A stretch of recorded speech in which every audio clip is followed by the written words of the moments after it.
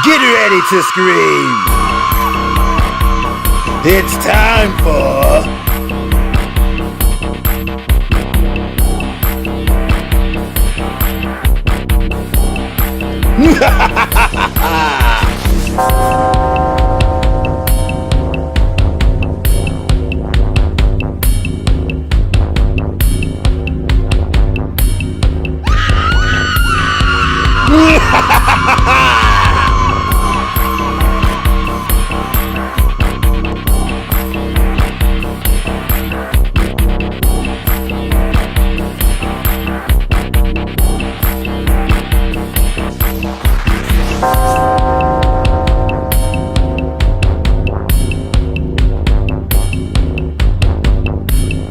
Gary's Horror Corner, presented by Fandoms Anonymous. What's going on, everybody? How you doing, my freaks and ghouls? Welcome to the first ever episode of Gary's Horror Corner. I am your host, Gary, and please come with me on this journey as we talk about things dealing from horror, haunted houses, movies, shows, anything you could possibly think of, we're going to talk about right here. So, the first thing on my agenda today is because I want to talk about American Horror Story. Season 7 premiered last night, and it is called Cult. Now don't ask me why they call it Cult, because I've seen a lot of weird cults in my days, but this one was extremely weird. Let's talk about the first episode. The first episode was named Election Night, and it starts off with people watching the election of Donald Trump. And if you remember that night, a lot of people were worried and afraid of what would happen if this man won. But hey, this is America. Stuff happens all the time and we get used to it. Let's think about the hurricanes. But enough about that. We start off the story with two females in a room with a bunch of friends, and they're watching the election and are so terrified of how Hillary Clinton did not win. So when they announced Donald Trump as the new president-elect, this one girl started bawling her eyes out and was crying. I was like, chill, woman, it's not that bad. Just calm, pump your brakes. And then we see another female come up to console her, and I was like, okay, maybe that's a sister or something. I don't know. You know how family does. But then it starts to get a little too intimate. So I was like, oh, okay. That's how we gonna do? Bet. But when they started kissing, I was like, oh, well, hey, let's get canceled off TV real quick, because not many people are open to that idea just yet. But what really tripped me out is when their little kid walked in the room. She says, Mommy, are you okay? I was like, oh, come on. The kid was cute, don't get me wrong. A little on the goofy side, but cute nonetheless. And then they mentions that it was a lesbian couple with a kid. So I was like, hey, I'm all for progress. I have nothing against that. But they started to hit the topic of what would happen if Donald Trump became president, and let's just say gay marriages became obsolete, and if you was married in the time of Obama and all that stuff, it would get rectified and you can no longer be classified as married. I'm all for, if you love that person, you can get married. If you want to be with that person, be you. Because here at Fandoms Anonymous, we don't judge, we don't discriminate. If you are who you are, be you, be the best person you can be, is all I can say. But enough of that, let's get back into it. My boy Evans Peters was in this show. I was like, if you know who that is, he was your boy Quicksilver in X-Men Apocalypse. Not the Quicksilver that died in that Marvel movie. I can't remember the name of it at the moment. Oh, Age of Ultron. Not the one who couldn't get out the way of a couple bullets. I'm talking about the good Quicksilver that actually pulled everyone out of a burning building before the thing completely blew up. Yes, I'm talking the one and only Evan Peters. Let me tell you about this fool here. When Donald Trump won the election, he took carrots, grinded them up, smeared them all over his face to represent the orange face Donald Trump has, and he painted his hair blue. Don't ask me why he did blue hair, he just did it. So he started walking around his apartment complex mocking everybody that voted for Hillary. And it was like, this is what happens when you let a female run the country. And he was just talking all types of junk. And then you see him end up in this one female's room. I guess a goth chick or whatever. I couldn't really tell. And they had a real heated stare down. She got mad at him, telling him to get out, get out, get out. And he just stood there with a look of satisfaction on his face. And he was like, yeah, I told you he would win. Make America great again.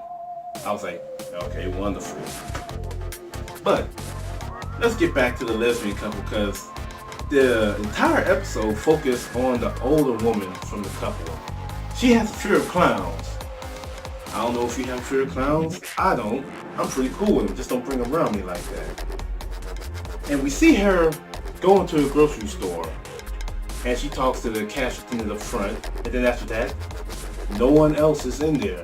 Like, everyone disappears. And then all of a sudden, she starts hallucinating or having some type of weird dream, and she starts seeing clowns everywhere. And she's running all over the place, screaming for help, help, help. I was like, woman, just get out. Just leave. Because you got a clown on a scooter, what's he gonna do? You got another clown at the doggone register at the opposite end of the doggone supermarket.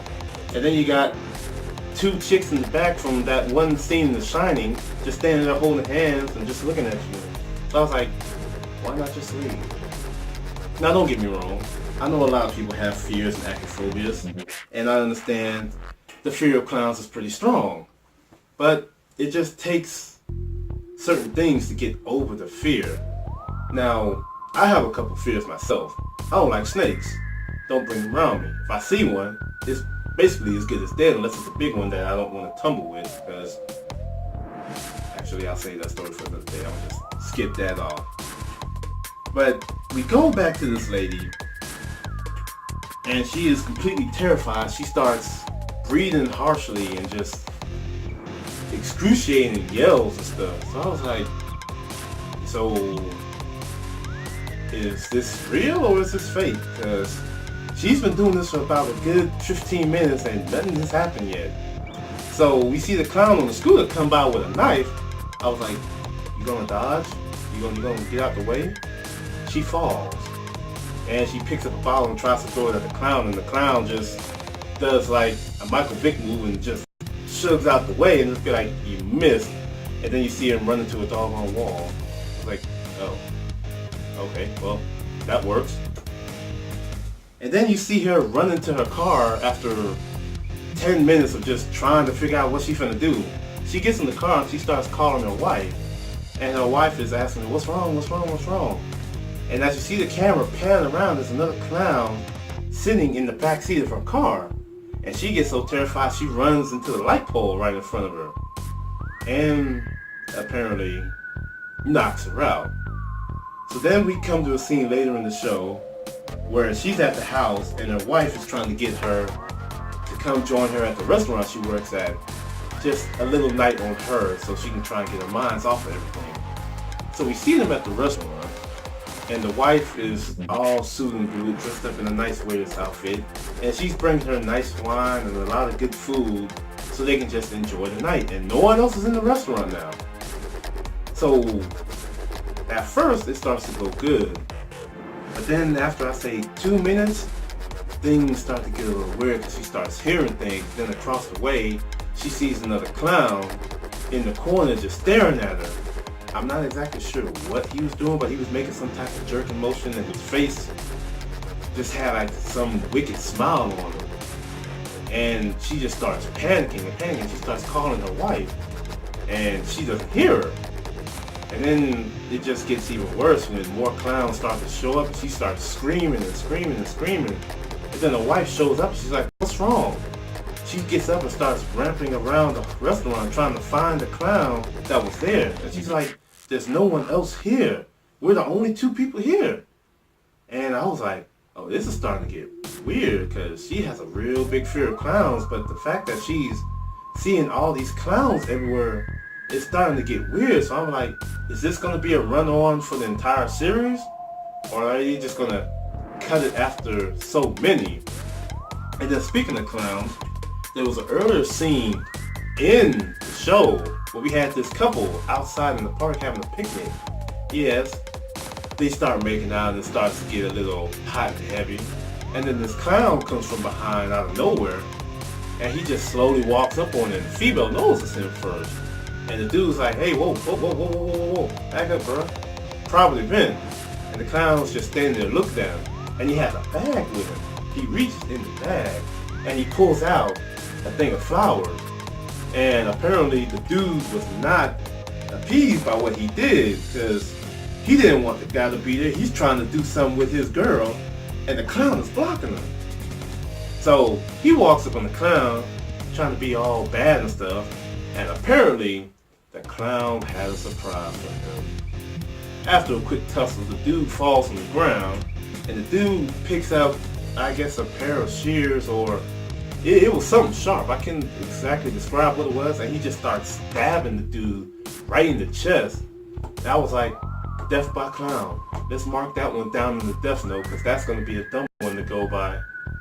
And then the female gets scared and she starts running all off screaming. You know how females do in horror movies. They see something bad, they start screaming. I was like, stop screaming. The more you scream, it's going to be easier for him to find you. Like, come on, people. So eventually, he kills her. And, well, tough for her. So the last thing I want to talk about American Horror Story was back to Evan Peters. He goes into a front of, I guess, a city council meeting, and they're trying to go over passing bills, and he comes up and he starts talking about something that caught my attention. It was like, humans love fear, which is kind of true, because me personally, I like being scared. I like horror movies. I like everything dealing with scary. I like watching horror flicks. I like dealing with paranormal. I like all that stuff. But when he said humans love fear, it stuck to me, because that is a great thing to go by. If you're like me, and when October comes around, and you start getting in the mood, and you want to go to a haunted house and go watch horror movies, or do trick or treat, or go to Halloween costume parties, then this should stick with you too. Because I think it's universal. Everyone loves some type of fear. Everyone loves something. Me, on a personal note, I guess you can say, not all that scary. I like to watch horror movies. I watch horror movies for fun. I'll watch them by myself, but the state of horror movies now, it's kind of getting low. Like, I'll talk about my opinions on that in another video. But for now, let me wrap this up. I don't want to talk your heads off about just random things. So, to top it off, we talked about the first episode of American Horror Story called Election Night. If you haven't seen it, go watch it. Because if you're a fan of it, you will enjoy it. Now, me personally, I didn't start watching until season 3, and a lot of people told me to skip season 3 and season 4 and just watch 5 and 6, and then go into 7. I'm gonna go back and watch season 1 and 2. And yes, I know it's a little weird, me doing a review on American Horror Story and I haven't seen the first 2 seasons. But give me some time. I will catch up on it. But, as you know, my name is Gary, and I'm gonna come back at you real soon with another video. In my next video, I'm gonna talk about Insidious 4, because they just dropped the trailer for it, and I'm gonna give you my entire opinions about that 1, 2, 3, and 4. And as you know, we are incorporated with Phantoms Anonymous. Don't ask me to spell it, because I'm a little illiterate right now, so I'm gonna get it eventually. And if you haven't already, please subscribe to Phantoms Anonymous. We are looking for wonderful people to join us and join us on this journey we call YouTube. And until next time, people, y'all be scary.